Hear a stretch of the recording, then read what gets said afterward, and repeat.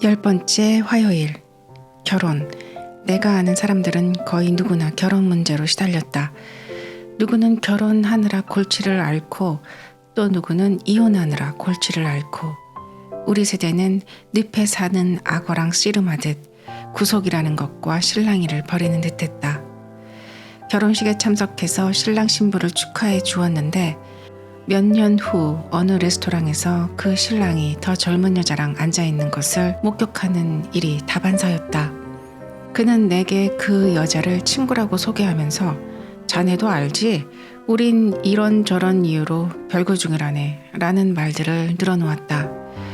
우린 왜 그런 문제를 가지고 있는 것일까? 모리 선생님에게 그것에 대해 물었다. 나는 제닌과 7년이나 사귄 끝에 프로포즈를 했다. 결혼하기까지 그렇게 주저했던 것은 내 또래가 앞세대보다 신중해서일까? 아니면 단순히 이기심이 많아서일까? 궁금했다. 난 자네 세대가 안쓰럽네. 이런 문화에서는 다른 사람과 사랑하는 관계에 빠지기란 참으로 힘들지. 왜냐면 문화가 우리에게 그런 걸 주지 않으니까. 요즘 가여운 젊은이들은 너무 이기적이어서 진심으로 사랑하지 못하든가, 아니면 성급하게 결혼하고서는 5-6달 후에 이혼을 하든가 둘 중 하나를 선택하네. 그들은 상대방이 뭘 원하는지 몰라. 자기가 진정 누구인지 몰라. 그러니 결혼하라는 사람이 어떤 사람인지 어떻게 알겠나. 그는 한숨을 내쉬었다. 모리 선생님은 교수 생활을 하면서 많은 불행한 연인들에게 카운슬링을 해주었다.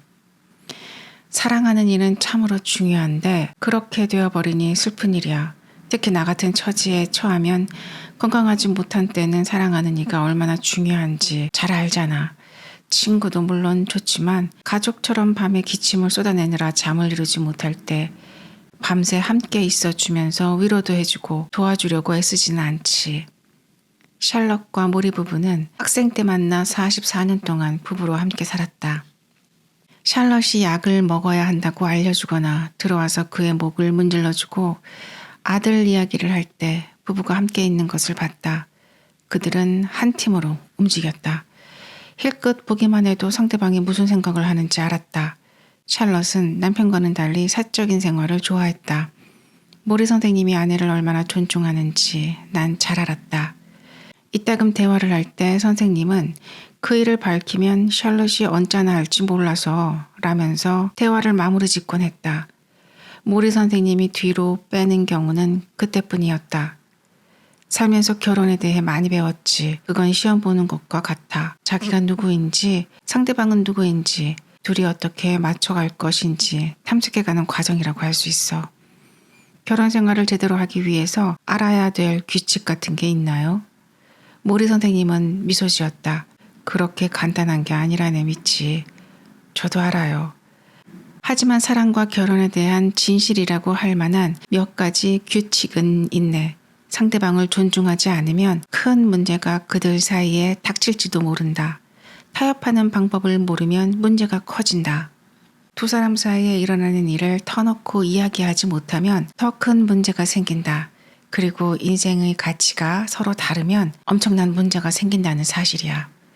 그래서 두 사람의 가치관이 비슷해야 하네. 그렇군요. 그런데 미치, 그 가운데 가장 중요한 것은 무엇이라고 생각하나? 뭐라고 생각하세요? 그것은 결혼의 중요성을 믿는 것이라네. 선생님은 코를 훌쩍이더니 잠시 눈을 감았다. 자신의 결혼과 삶, 사랑에 대해 회상하는 듯했다. 나는 개인적으로 결혼이 정말 중요하다고 생각해. 그리고 결혼하려고 노력하지 않는 사람은 엄청난 것을 놓치고 있다고 생각하네. 선생님은 눈을 감은 채 숨을 내쉬었다. 그는 기도문처럼 믿는 시 구절을 인용하는 것으로 결혼 이야기를 맺었다. 서로 사랑하지 않으면 멸망하리. 11번째 화요일. 모리 선생님은 성선설을 신봉했다. 하지만 사람들이 어떻게 변할 수 있는지 그도 잘 알았다. 그날 나중에 그는 이렇게 말했다. 대개 사람들은 위협당할 때 형편없어지네. 그런데 우리 문화가 사람들을 협박하거든. 우리 경제도 그렇고 우리 경제 체계에서는 직장을 가진 사람들까지도 위협을 느끼지. 언제 직장을 잃을지 모르니까 걱정이 되어서 말이야. 그리고 사람은 위협을 받기 시작하면 자기만 생각하기 시작하네. 돈을 신처럼 여기기 시작하는 거야. 그게 다 우리 문화의 속성이라고. 그는 숨을 내쉬고 덧붙였다. 그래서 난 문화를 중요하게 생각하지 않아. 나는 고개를 끄덕이며 선생님의 손을 살며시 쥐었다. 이제 우리는 손을 잡고 있을 때가 많았다. 이 또한 내게는 변화였다. 예전 같으면 당황스럽거나 충격적이었을 일들이 이제는 평범한 일들이 되었다. 돈요관에 연결된 소변 주머니도 그랬다. 초록빛 소변이 든 주머니는 선생님은 의자의 다리 옆, 그러니까 내 발 근처에 놓여 있었다. 몇 달 전만 해도 나는 이런 상황을 못 참았을 테지만 이제는 대수롭지 않았다. 선생님이 변기를 사용한 이후 방에서 나는 냄새도 마찬가지였다. 그는 필요할 때마다 이 방에서 저 방으로 옮겨가는 호사를 누리지 못했다. 또 화장실에 들어가서 문을 닫고 혼자 일을 본 후 공기청정제를 뿌리는 호사도 누리지 못했다. 침대와 의자 그리고 생명뿐이었다. 그런 상황에 처한다면 나라고 좋은 냄새를 풍길 재주가 있을까? 내 말은 스스로 새로운 문화를 만들어내라는 뜻이야. 물론 사회의 규칙을 모두 다 무시하라는 뜻은 아니야. 예를 들어 나는 벌거벗고 돌아다니지 않고 신호등이 빨간불일 때는 반드시 멈춘다네. 작은 것들은 순종할 수 있지. 하지만 어떻게 생각할지, 어떤 가치를 중요하게 여길지 등 줄기가 큰 것들은 스스로 결정을 내려야 하네. 다른 사람이 혹은 사회가 우리 대신 그런 상황을 결정하게 내버려둘 순 없지.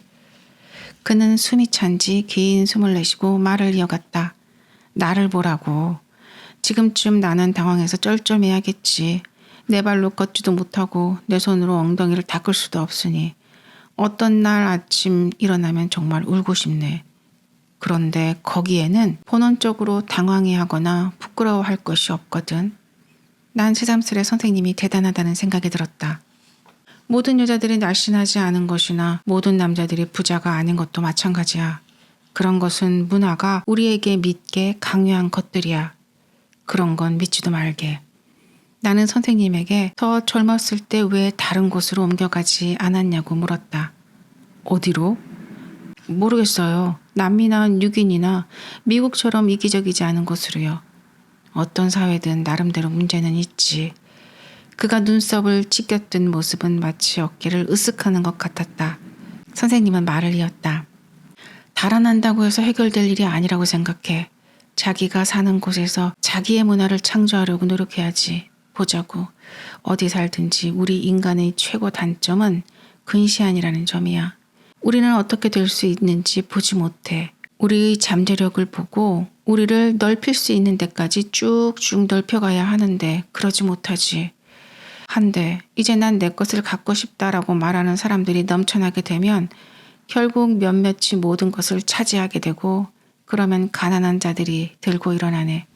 그럼 가진 자는 자신의 것을 훔쳐가지 못하게 군대를 써서 그것을 막게 되지. 모리 선생님은 내 어깨 너머로 창문을 바라보았다. 어떤 때는 트럭이 지나가는 소리나 바람 소리가 들려왔다. 그는 잠시 이웃집들을 바라보다가 말을 이어나갔다. 미치, 우리가 서로 비슷하다는 사실을 믿지 않는다는 게 문제라네. 백인과 흑인, 천주교 신자와 개신교 신자, 남자와 여자 다 똑같은데 서로 비슷하다는 점을 안다면 우리 모두는 이 세상 인류 대가족에 합류하고 싶을 거야. 그래서 지금 우리가 가족을 돌보는 것처럼 인류 대가족을 서로 돌보고 싶어질 거야. 난 말없이 그의 말에 온전히 정신을 집중하고 있었다. 내 말을 믿으라고. 죽어가고 있을 때는 사람은 모두 다 같다는 게 참말임을 알게 되네. 우리 모두 똑같이 시작하지. 출생으로. 그리고 똑같이 끝나네. 죽음으로. 그런데 뭐가 그렇게 다를 수 있다는 거야. 인류 대가족에 관심을 가지라고. 사람들에게 애정을 쏟게. 자네가 사랑하고 자네를 사랑하는 작은 공동체를 세우란 말일세. 그는 내 손을 가만히 쥐었다. 나는 더 세게 선생님의 손을 잡았다. 망치를 힘껏 내리치고 폴대 위로 원반이 얼마나 올라가는지 보는 축제 행사처럼 나는 내 체온이 그의 가슴과 목을 지나 뺨과 눈으로 전달되는 것을 볼 수 있었다. 선생님이 싱긋 웃었다. 우리가 아기로서 삶을 시작할 때 누군가가 우리를 돌봐줘야 생명을 유지할 수 있어. 그렇지? 그리고 나처럼 아파서 삶이 끝날 무렵에도 누군가가 돌봐줘야 생명을 유지할 수 있어. 그렇지? 그의 목소리가 소근거림으로 사그라들었다. 하지만 여기 비밀이 있네. 아기 때와 죽어갈 때 외에도, 즉 그 중간 시기에도 사실 우린 누군가가 필요하네. 12번째 화요일. 죽기 전에 자신을 용서하라. 그리고 다른 사람도 용서하라. 나이트라인 인터뷰를 끝낸 지 며칠 후였다. 비가 내려 하늘이 어두웠고 모리 선생님은 담요를 덮고 있었다. 나는 의자 끄트머리에 앉아서 선생님의 맨발을 손으로 문지르고 있었다. 발은 딱딱했고 발톱은 누렇게 변해 있었다. 나는 작은 로션병에서 로션을 듬뿍 퍼내어 바른 후 양손으로 발목을 마사지하기 시작했다. 지난 몇 달간 그를 도와주는 사람들이 이렇게 하는 것을 봤는데 이제 나도 선생님을 위해 할 수 있는 일은 뭐든 하고 싶어서 발 마사지를 하겠다고 자원했다. 병은 그에게 발가락도 움직이지 못하게 해놓았지만 통증은 여전히 느껴졌다. 이런 마사지가 통증 완화에 도움이 됐다. 또 선생님은 누군가의 손길을 느끼길 좋아했으므로 그래서 나는 선생님을 행복하게 할 수 있는 일이라면 뭐든 할 작정이었다. 그는 용서 이야기로 되돌아왔다. 미치, 복수심이나 고집을 마음속에 품고 있어봤자 아무 소용없어. 그것들이. 선생님은 한숨을 내쉬었다. 그것들이 살면서 후회가 돼. 자만, 허영. 왜 우린 그런 일들을 할까? 나는 용서가 왜 중요한지 물었다. 대개 영화에서 보면 아버지가 죽음의 당면에 눕게 되면 세상을 뜨기 전 화해하기 위해 그간 소원했던 아들을 부른다. 나는 선생님에게 세상을 뜨기 전에 불쑥 미안하다고 말할 만한 일이 마음속에 있느냐고 물었다. 그는 고개를 끄덕였다. 저기 조각상 보이지? 선생님은 서재의 저쪽 선반 높이 놓인 두상을 향해 고갯짓을 했다. 나는 그 조각상이 그 자리에 있는 줄 여지껏 몰랐다. 청동상이었는데 넥타이 차림의 40대 초반의 모리 선생님의 얼굴이었다. 이마에 머리칼이 덥수룩한 모습을 한 선생님의 조각상이었다. 나란해. 한 30년 전쯤인가 친구가 만들어줬지. 노먼이라는 친구였어. 우리는 함께 많은 시간을 보냈지. 수영도 하고 차를 몰고 뉴욕에도 가고 그 친구가 날 케임브리지의 자기 집으로 데려가더니 지하실에서 이 두상을 만들어 주었지. 완성까지 몇 주일 걸렸지만 그 친구는 제대로 만들고 싶어 했네. 나는 두상을 찬찬히 살폈다. 3차원적인 모리 선생님을 보니 참으로 이상했다. 너무도 건강하고 너무도 젊은 선생님이 우리를 내려다보고 있었다. 청동상이긴 하지만 선생님만의 별난 표정이 그대로 드러났다. 그 친구분이 정신까지도 죽었겠다는 생각이 들 정도였다. 그런데 여기 슬픈 이야기가 있네. 노먼네 부부는 시카고로 이사를 갔어. 그로부터 얼마 지난 후 샬럿은 대단히 큰 수술을 받았어. 한데 노먼 부부는 우리에게 연락을 주지 않았어. 샬럿이 수술을 받은 것을 그들도 알고 있었을 텐데 샬럿과 나는 그들이 전화를 해서 안부를 묻지 않았던 일 때문에 몹시 마음이 상했지. 그래서 우리 관계는 끊어졌네. 선생님은 다시 한번 조각상에 눈길을 보내며 말을 이어나갔다. 오랜 세월을 두고 노먼과 몇 차례 만났고 그는 변번히 화해하려고 했었지만 난 받아들이지 않았어. 그의 변명이 성에 차지 않았던 거야. 난 자만심이 가득했어. 그래서 그를 밀어내버렸던 거야. 선생님은 목이 메이는 것 같았다. 미치, 몇 년 전 그 친구는 암으로 죽었다네. 하지만 난 그를 보러 가지 않았어. 물론 용서하지도 않았어. 그게 내 마음을 이렇게 아프게 하네. 그는 또 울었다. 나지막히 흐느꼈다. 머리가 뒤로 제껴져 있어서 눈물이 입술에 닿기도 전에 옆으로 흘러내렸다. 공연한 얘기를 꺼내서 죄송해요. 내가 말했다. 그럴 것 없어. 우는 것도 괜찮네. 선생님은 속삭였다. 나는 생기 없는 발가락에 로션을 문질렀다. 모리 선생님은 자기 감정에 빠져서 몇 분간 더 울었다. 마침내 그가 입을 열었다. 우리가 용서해야 할 사람은 타인만이 아니라네. 미치. 우린 자신도 용서해야 해. 우리 자신을요? 그렇지. 여러 가지 이유로 우리가 하지 않은 일들에 대해서 용서해야 하네. 했어야 했는데 하지 않은 일에 대해서 말이야. 일이 이러저러하게 되지 않았다고 탓할 수만은 없지. 나 같은 상황에 빠지면 그런 태도는 아무런 도움이 안 되네. 선생님도 그런 적이 있으세요? 난 언제나 연구를 더 많이 했으면 좋았을 텐데, 또는 책을 더 많이 썼으면 좋았을 텐데 라고 생각했네. 그 생각 때문에 나 자신을 질타하곤 했어. 그러나 이제 와서 돌이켜보면 그런 질타가 아무 소용이 없다는 걸 알겠어. 화해하게 자기 자신과 주위의 모두와. 나는 몸을 굽혀 휴지로 눈물을 닦아드렸다. 선생님은 눈을 깜빡이며 크게 떴다 다시 감았다. 숨소리가 가볍게 코 고는 소리 같았다. 자신을 용서하게, 그리고 타인을 용서하게. 시간을 끌지 말게. 미치. 누구나 나처럼 그런 시간을 가질 수 있는 건 아니야. 누구나 다 이런 행운이 있는 건 아니지. 나는 휴지를 쓰레기통에 던지고 다시 그의 발을 만졌다. 행운이라고요? 엄지 발가락을 굳은 발가락 사이에 넣었지만 선생님은 느끼지 못했다. 상반됨의 긴장 기억나지 미치? 항상 일은 다른 방향으로 벌어지지 않나?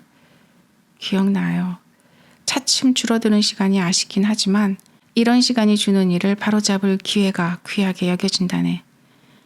말없이 한동안 앉아있는데 창에 빗방울이 후두둑 떨어졌다.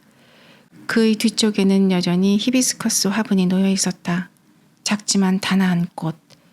미치, 모리 선생님이 속삭이듯 불렀다. 네? 나는 손가락 사이에 발가락을 끼고 돌리느라 거기에 정신이 팔려 있었다. 나 좀 보게.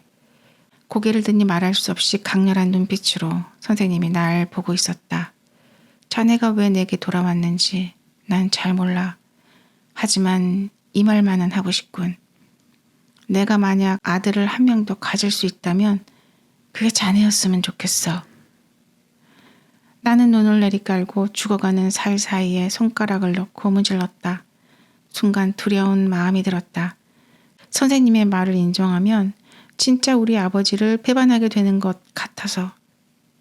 하지만 고개를 드니 그는 눈물이 그렁그렁한 채 미소 짓고 있었다. 난 알았다. 이런 순간은 배반 따위와는 상관없음을. 내가 두려운 것은 작별 인사를 하는 일이었다. 13번째 마지막 화요일. 루게릭병 치료에 진척이 있었다. 이제 막 시험용 약이 개발되었다. 치료제가 아니라 생명을 연장시키는 약이어서 몇 달 정도 쇠락을 늦춰준다고는 했다. 모리 선생님도 이 소식을 들었지만 그런 시도를 해보기에는 병세가 너무 진전된 상태였다. 게다가 몇 달 후에나 약을 구할 수 있다고 했다. 나를 위한 약은 아니야. 선생님은 그 이야기를 마무리 지으며 말했다. 병을 앓는 기간 내내 그는 치료되리라는 소망을 물고 늘어지지는 않았다. 선생님은 지나칠 정도로 현실적인 사람이었다. 누군가 마술 지팡이를 흔들어 선생님을 낫게 해준다면 어떤 사람이 되고 싶냐고 물어본 적이 있었다. 예전의 모습으로 돌아가고 싶으세요? 그는 고개를 저었다. 돌아갈래야 돌아갈 수 없지. 이제 난 다른 사람이 되었으니까. 태도도 바뀌었고 내 육체를 보는 시각도 바뀌었어. 예전에는 그런 시각을 갖지 못했거든. 또 큰 질문, 궁극적인 질문, 없어지지 않을 질문을 해결하려 고군분투하는 면도 달라졌고 그게 나한텐 중요해. 난 중요한 문제에 손을 대기 시작하면 거기에 등을 돌리고 나올 수가 없거든. 그럼 그렇게까지 중요한 질문이 뭔데요? 사랑과 책임감, 영혼, 인식과 관련된 것들. 지금 내가 건강한 사람이라도 그것들은 여전히 내 주제일 거야. 지금까지 쭉 그랬어야 했는데 과거에는 그렇게 중요하게 생각하지 못했지. 건강한 선생님을 상상해 보려고 했었다. 선생님이 육체의 껍질을 벗고 의자에서 일어나 예전에 캠퍼스를 돌아다녔던 것처럼 나와 함께 동네를 산책하는 광경을 상상해 보았다. 문득 선생님이 일어선 모습을 본 게 16년 전의 일임을 깨닫게 되었다. 16년이나 됐다니. 24시간만 건강해지면요? 어디 보자고. 아침에 일어나서 운동을 하고 스위트롤 빵과 멋진 차로 아침 식사를 하고 수영을 하러 가겠어. 그럼 다음 찾아오는 친구들과 맛 좋은 점심 식사를 함께하고, 그리고 이때 한 번씩 한둘씩만 찾아오면 좋겠군. 그래야 그들의 가족과 중요 관심사에 대해 온전히 이야기를 나눌 수 있을 테니까. 또 우리가 서로에게 얼마나 소중한 사람인지에 대해서도 이야기하고. 무리 선생님은 상상만 해도 즐거운 듯 환하게 웃었다. 그런 다음 산책을 나가겠어. 나무가 있는 정원으로 가서 여러 가지 나무도 보고 새도 구경하면서 오랫동안 보지 못한 자연에 파묻히겠어. 그리고요. 저녁에는 모두 레스토랑 가서 스파게티를 먹고 싶네. 아니, 오리고기를 먹을까? 난 오리고기를 무척 좋아하거든. 그런 다음 나머지 저녁 시간 동안 춤을 추고 싶네. 거기 있는 멋진 춤 파트너들과 지칠 때까지 춤을 춰야지. 그런 다음 집에 와서 깊고 달콤한 잠을 자는 거야. 그게 다예요? 그래, 그게 다야. 정말 소박했다. 너무도 평범했다. 사실 난 좀 실망했다. 선생님이 이탈리아로 날아가거나 대통령과 점심 식사를 하거나 바닷가를 걷거나 생각해낼 수 있는 온갖 이색적인 일을 할 걸로 짐작했었는데, 이렇게 누워서 한 발자국도 걷지 못한 채 오랜 시간을 보낸 끝에 어떻게 그래도 평범한 하루에서 완벽함을 찾을 수 있을까? 그때서야 비로소 깨달았다. 바로 그것이 핵심임을. 그날 내가 떠나기 전 선생님은 주제를 한 가지 제의해도 되겠냐고 물었다. 자네 동생에 대해서. 나는 몸이 떨렸다. 내 마음에 그 생각이 꽉 차 있음을 선생님이 어떻게 알았는지 모르겠다. 몇 주째 스페인에 있는 동생과 통화를 하려고 시도했지만 암스테르담에 있는 병원으로 날아갔다는 소식만을 친구에게 전해들었을 뿐이었다. 미치, 사랑하는 사람과 함께 있을 수 없다는 것이 얼마나 속상한 일인지 잘 아네. 하지만 그의 바람대로 해줄 필요가 있네. 어쩌면 그는 자네의 삶을 망치고 싶지 않을 거야. 어쩌면 그는 그런 짐을 어쩌지 못하고 있는 거야. 나도 아는 사람 모두에게 예전처럼 그대로 생활하라고 말하네. 내가 죽어가는 것 때문에 자신의 생활을 망치지 말라고. 하지만 그 애는 제 동생인걸요. 알아. 그래서 마음이 아픈 거지. 마음속에 8살 때의 피터가 떠올랐다.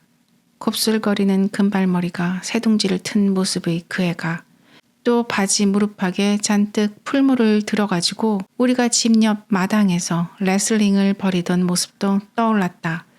또 그 애가 솔빗을 마이크처럼 쥐고 서서 거울 앞에서 노래하던 모습, 어릴 적 다락방에 숨어서 부모님의 저녁밥 먹으라고 찾아오는지를 숨죽이고 기다리던 우리들의 모습까지, 그리고 나서 어른이 되어 떠도는 그의 모습이 떠올랐다.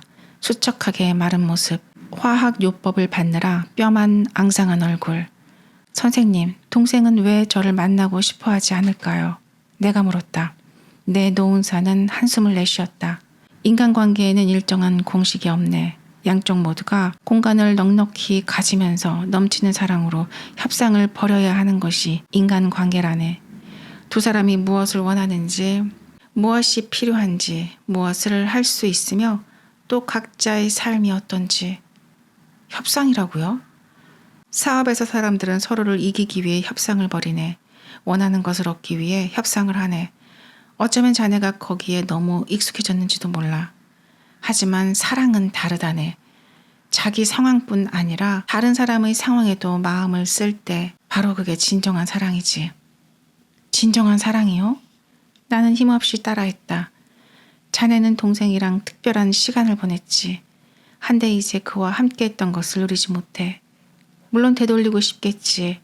그런 시간이 멈추는 것이 싫을 거야. 하지만 그게 인간이지 않나. 멈추고 새로워지고 다시 멈추고 새로워지고. 나는 그를 바라보았다. 세상의 모든 죽음이 보였다. 갑자기 무기력감이 밀려들었다.